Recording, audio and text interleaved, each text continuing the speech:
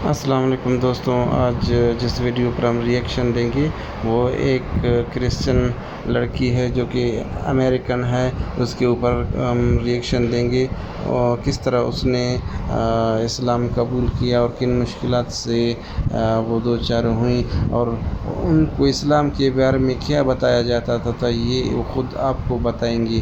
آپ لوگ یہ ویڈیو دیکھیں، ٹھیک ہے؟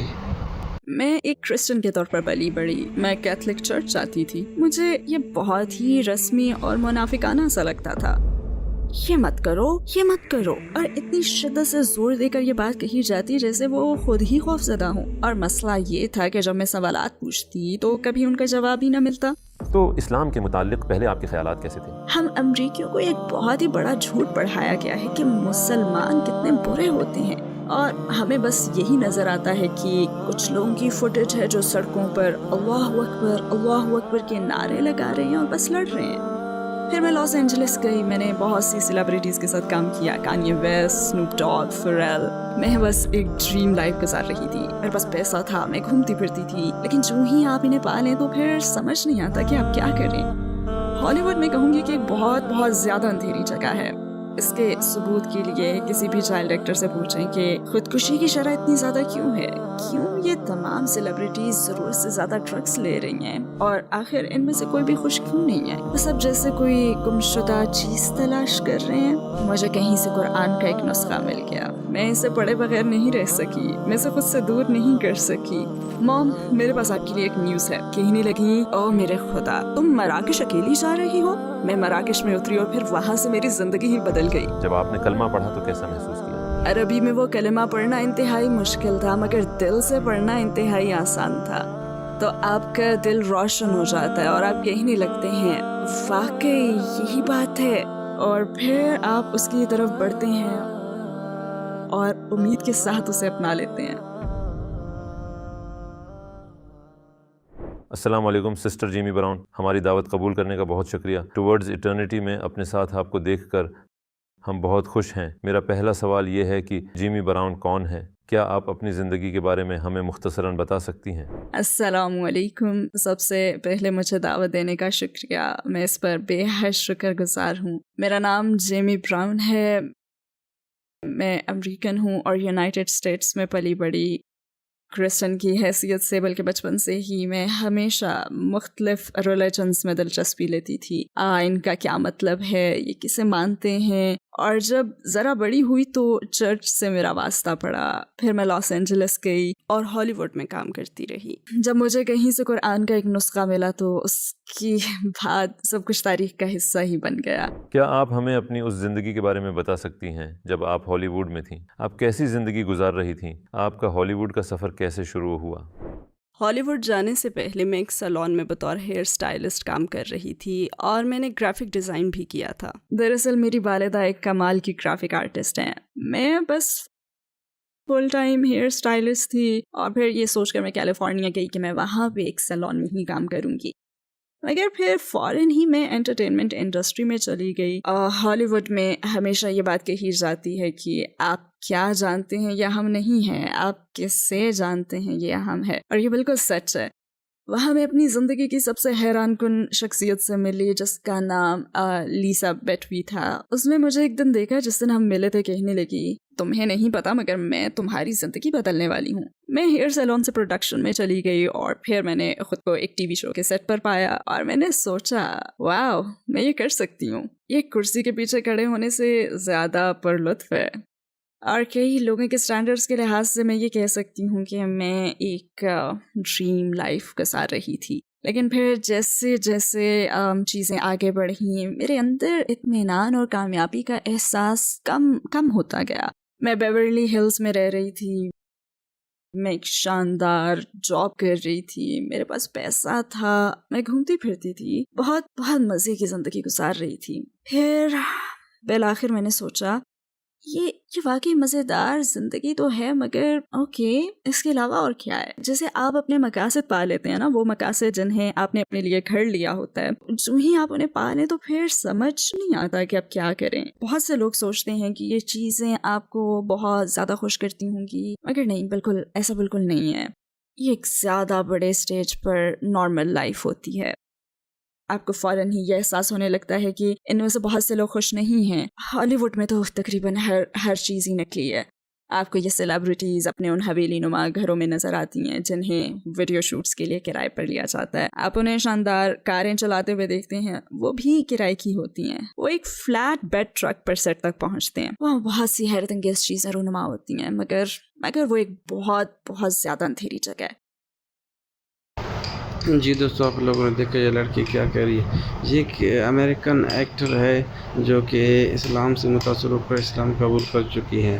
وہ اپنی کہانی بتائے. آگے ہم دیکھتے ہیں اس کیا کہتے ہیں. شدہ چیز تلاش کر رہے ہیں. مجھے کہیں سے قرآن کا ایک نسخہ مل گیا. میں اسے پڑھے بغیر نہیں رہ سکی. میں اسے خود سے دور نہیں کر سکی. مام، میرے پاس آپ کے لیے ایک نیوز ہے. کہنے لگی، او میرے خدا، تم مراکش اکیلی جا رہی ہو؟ میں مراکش میں اتری اور پھر وہاں سے میری زندگی ہی بدل گئی. جب آپ نے کلمہ پڑھا تو کیسا محسوس کیا؟ عربی میں وہ کلمہ پڑھنا انتہائی مشکل تھا، مگر دل سے پڑھنا انتہائی آسان تھا.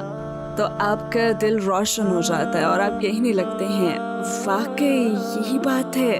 اور پھر آپ اس کی طرف بڑھتے ہیں اور امید کے ساتھ اسے اپنا لیتے ہیں. اگر ہم خوفزدہ رہتے ہیں کہ ہماری فرینڈز کیا سوچیں گی، مگر یہ دیکھ کر کہ آپ لوگوں کو کسی کی سوچ کی پرواہ نہیں ہے اور آپ یہ سب صرف اللہ کو راضی کرنے کے لیے کر رہی ہیں، اس سے مجھ میں حجاب پہننے کی خواہش بہت زیادہ بڑھ گئی ہے. تو ظاہر ہم سبھی اس وقت رونے لگی اور ہم سب نے اسے بلایا، ہم سب نے اسے خوب گلے لگایا اور ہم نے ایک دوسرے کے نمبر لیے. اور مشکل سے 2 ہی ہفتے گزرے تھے کہ میری اس سے اور اس کی ماں سے آمنا سامنا ہو گیا. اور وہ ٹائٹ جین اور کراپ ٹاپ ٹی شرٹ کے بجائے فل میکسی ٹی شرٹ، لمبی آستین اور مکمل حجاب میں تھی.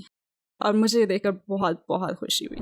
ہم جانتے ہیں کہ اسلام زندگی کے ہر مسئلے کا حل بتاتا ہے. آپ کے خیال میں امریکی معاشرے کے 3 سب سے بڑے مسائل کون سے ہیں جنہیں اسلام حل کر سکتا ہے؟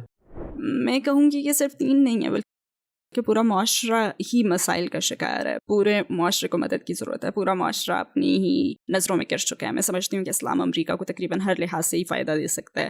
اور میرا یہ مطلب نہیں ہے کہ بہت ڈرامائی انداز میں، مطلب یہ ہے کہ یہ گائیڈ لائن ہے. اور اسلام ایسے سخت اصولوں کا مجموعہ نہیں ہے جو آپ کی زندگی کو مشکل بنا دیں. نہیں، بلکہ یہ ایک ایسی مکمل اور خوشگوار زندگی گزارنے کی گائیڈ لائن ہے جس میں آپ اللہ کو بھی راضی رکھتے ہیں. اور اگر آپ چھوٹی موٹی تبدیلیاں کرتے ہیں تو مجھے لگتا ہے کہ اس کا معاشرے کو ناقابل یقین فائدہ ہوگا. مگر میں کسی جگہ کسی شعبے کی نشاندہی نہیں کر سکتی کہ اسلام اسے ٹھیک کر دے گا، کیونکہ حقیقت میں اسلام تو ہر چیز کو ہی ٹھیک کر دے گا.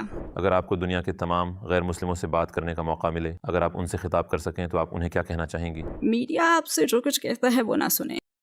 خود اپنی ریسرچ کریں، کسی مسلمان سے بات کریں. آپ جاننا چاہتے ہیں کہ مسجد کے اندر کیا ہوتا ہے تو خود کسی سے ملیں، اندر جائیں.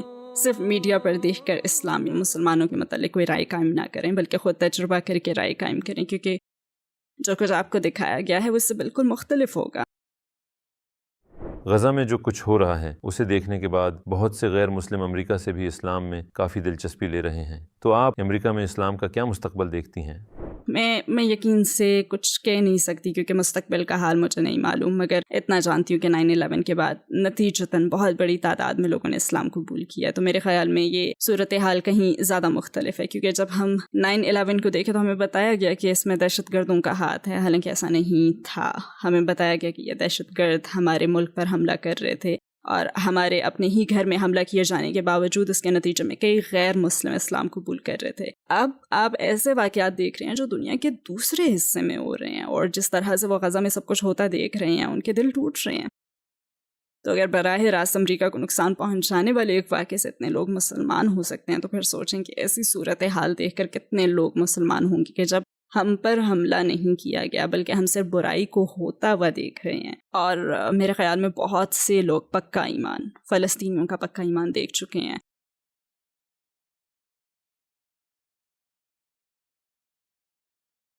آپ بطور مسلمان ہمیں ان سے سیکھنے کی ضرورت ہے. آپ ان لوگوں کو دیکھتے ہیں جو واقعی ناقابل تصور المیہ سے گزر رہے ہیں، اور ہمیں اس کا تصور کرنے کی بھی ضرورت نہیں کیونکہ ہم یہ سب براہ راست دیکھ رہے ہیں. اور اس ناقابل برداشت انسانی صورتحال کے باوجود ان سب کی انگلیاں اوپر کی جانب ہیں اور وہ کہہ رہے ہیں لا الہ الا اللہ. हर मर्तबा। और दुनिया देख रही है कि जिस तरह मुसलमान अल्लाह पर भरोसा करते हैं, आप उन मुसलमानों की तरफ से वो रिएक्शन नहीं देखते जिसकी तवक्को दुनिया करती है, बल्कि आपको ये बिल्कुल ही मुख्तलिफ नज़र आते हैं। आपको रहम दिली के लम्हे, नरम दिल और एक दूसरे की मदद करते हुए लोग नज़र आते हैं। दुनिया आखिरकार देख रही है कि मुसलमान मॉन्स्टर्स नहीं हैं, जैसा कि हमें तवील अरसे से दिखाया जा रहा है। हम मूवीज़ के वो कैरेक्टर्स नहीं हैं जिनके सरों के गिर्द पगड़ियाँ लिपटी हुई हैं और हर तरफ बंदूकें। मुसलमान ऐसा नहीं है। मुसलमान तो वो है जिसे अल अक्सा में कत्ल किया जा रहा है। मुसलमान तो वो है जो अपनी बीवी और अपने 11 बच्चे दफना रहा है और फिर भी कह रहा है अल्हम्दुलिल्लाह अल्हम्दुलिल्लाह, और फिर भी मजबूत है। लिहाजा दुनिया देख रही है कि मुसलमान नरम दिल ईमान वाले लोगों का एक ग्रुप है जो ये जानते हैं कि पूरा मुआशरा मिलकर एक बच्चे की परवरिश करता है। और जब हम देखते हैं कि वो तमाम बच्चे जिनकी अब फैमिली बाकी नहीं रही, तो ये डॉक्टर्स कैसे उनकी देखभाल कर रहे हैं जैसे ये उनके अपने ही बच्चे हों। और हम इस्लाम का ये चेहरा देख रहे हैं जिसे झुठलाया नहीं जा सकता। आप एक मुसलमान से सब कुछ छीन सकते हैं मगर आप हमारा ईमान नहीं छीन सकते। अल्लाह आपको इंशाअल्लाह अपनी जन्नत अता फरमाए और आपकी काविशों का इस्लाम की सफ़ीर बनने का बहुत शुक्रिया। इंशाअल्लाह। मुझे बुलाने का बेहद शुक्रिया। आपके तमाम सवालात मेरे लिए अहम थे, और अगर कोई ये वीडियो देख रहा है तो प्लीज़ मेरे वालिदैन के लिए दुआ करें कि वो मुसलमान हो जाएं इंशाअल्लाह।